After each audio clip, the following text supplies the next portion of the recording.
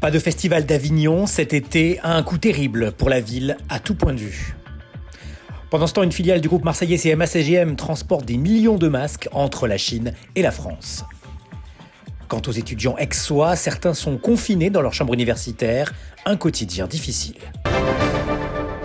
Ce n'était plus arrivé depuis 2003.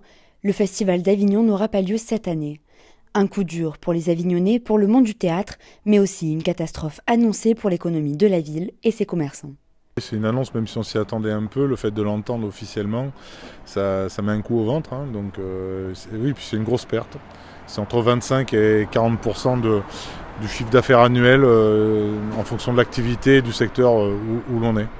Là, on va dire il y a à peu près 2000 commerces qui vont être touchés directement, concernant directement ou indirectement concernant l'annulation du festival pour le moment. Le OFF va prendre sa décision aujourd'hui certainement, mais bon, je pense qu'elle va suivre celle du IN, ce qui me paraît normal. Oui, c'est symboliquement, c'est quelque chose qui s'effondre, oui, dans la ville et dans l'esprit des gens, oui. Bien sûr qu'ils se sont investis pour ça, oui. Pour la maire de la Cité des Papes, le mois de juillet sera certainement l'un des plus tristes que la ville ait connu. Pour la ville, je pense que c'est à la fois un manque économique évident, c'est du coup un moindre rayonnement culturel, puisque le Festival d'Avignon, c'est quand même le premier festival de théâtre au monde. Et puis je pense que c'est un déchirement pour beaucoup d'Avignonnais, parce que c'est aussi un temps de vie qui est tout à fait particulier dans la vie de notre ville. Moi, comme je le dis toujours, au mois de juillet, on entre tous en festival, comme on entre dans la danse. Et pour moi, c'est une période qui est merveilleuse, en général, ce mois de juillet, parce que c'est l'occasion de faire plein de belles découvertes artistiques et culturelles. C'est l'occasion de vivre différemment la ville, parce que les gens sortent plus tard le soir. En même temps, il y a un côté aussi très convivial qui est associé et très fraternel, qui est associé à cette manifestation. Et c'est vrai que cette année, ça sera pas possible et ça va beaucoup nous manquer, surtout après la période qu'on aura déjà vécue, 2 mois de confinement avec un déconfinement dont on a bien compris qu'il sera progressif.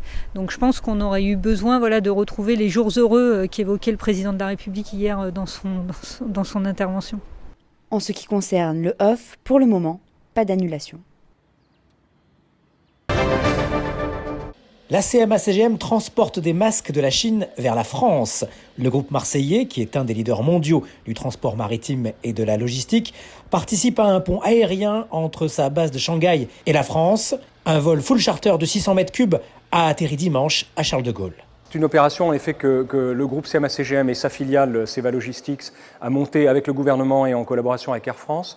Donc pratiquement ça consiste en fait à rassembler les masques qui sont commandés par tout un tas de gens aujourd'hui, qui sont amenés vers nos entrepôts à Shanghai où nous les conditionnons, nous les mettons dans les conteneurs dans un avion qui part donc 2 fois par semaine aujourd'hui, puisque notre pont à nous consiste à 2 départs par semaine, depuis Shanghai vers Charles de Gaulle. À Charles de Gaulle, ils sont pris en charge par nos équipes dans nos entrepôts pour après être éclatés et distribués sur le territoire national et vers ceux qui en ont besoin aujourd'hui le plus.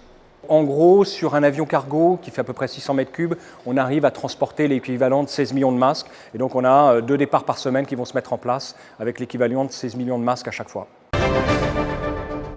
Dans la cité universitaire CUC au sud d'Aix-en-Provence, seules les fenêtres entrebâillées et vélos laissés par leurs propriétaires nous laissent à penser qu'elle n'a pas été totalement désertée.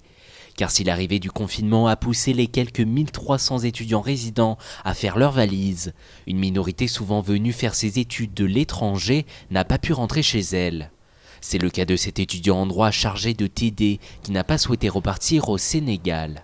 Je suis chargé de TD, donc je suis chargé d'assurer la continuité de l'enseignement à l'université.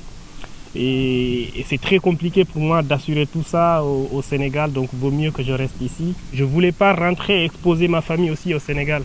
Parce qu'il se peut qu'en rentrant, j'attrape le virus et arrivé au Sénégal, je risque de contaminer des gens là-bas. C'est donc dans un studio de 20 mètres carrés que Tidjane passe la plupart de ses journées. Et lorsqu'il ne dispense pas ses cours à distance, le confinement devient alors dur à vivre. Je reste presque 3 jours, 4 jours sans sortir de chez moi, 20 mètres carrés, donc ça ressemble à de la prison, quoi. On se réveille à 13h.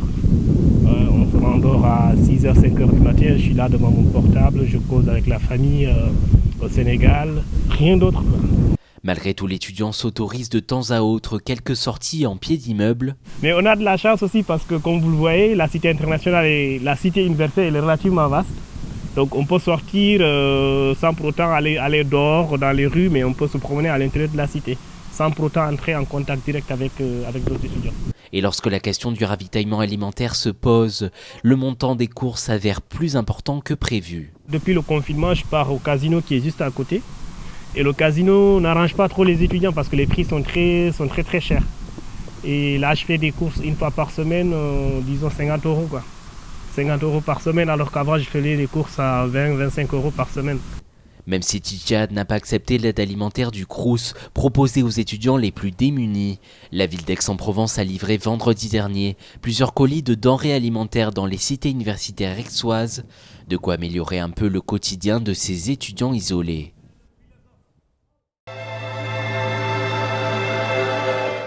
On termine avec la météo et un temps radieux sur la Provence et la Corse en ce mardi 15 avril, matin comme après-midi, avec des températures agréables dès le matin, puisqu'il fera 9 degrés sur le littoral à Marseille, 12 à Toulon, 5 seulement à Avignon, mais 8 à Manosque, 9 à Aix.